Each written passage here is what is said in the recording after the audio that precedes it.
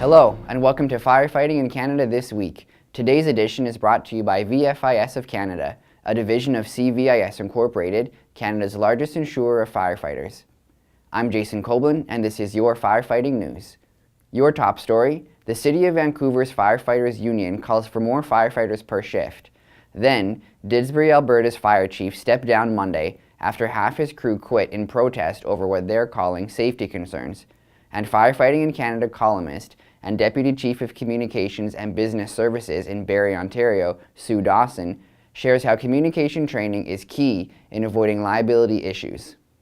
Vancouver firefighters say they're short-staffed when compared with industry best practices and need another 21 firefighters per shift, totaling 84 firefighters altogether, Global News reports. Vancouver Firefighters Union spokesperson Lee Lax told Global News there were 200 more fires last year over 2016, and they responded to 6,200 overdoses.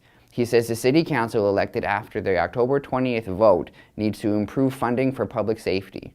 Lax adds that 30 years ago, a person would have had about 17 minutes to escape a fire. Now, with newer building materials, the escape time is down to 3 or 4 minutes. He says Vancouver Fire and Rescue Service is failing to meet industry response time standards in many areas of the city, including the downtown core, due to their being short-staffed. Fire Chief Craig Martin stepped down Monday after half his crew in Didsbury, Alberta quit in protest over what they're calling safety concerns. During the past few months, 15 of the 31 volunteer firefighters from the department have resigned from their on-call positions. Crew members started voicing their concerns last spring, sending a series of letters to the town detailing issues with the chief, his leadership, and decisions he has made in the field.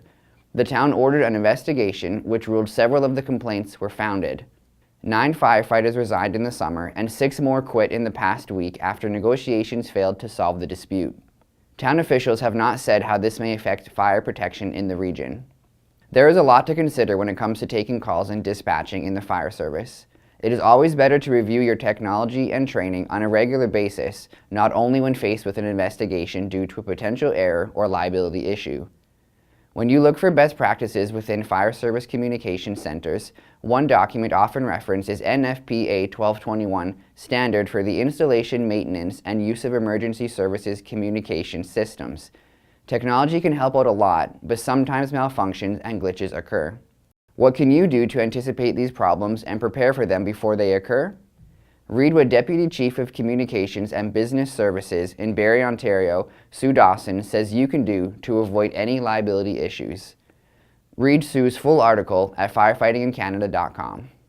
This is Annex Business Media's Niche TV.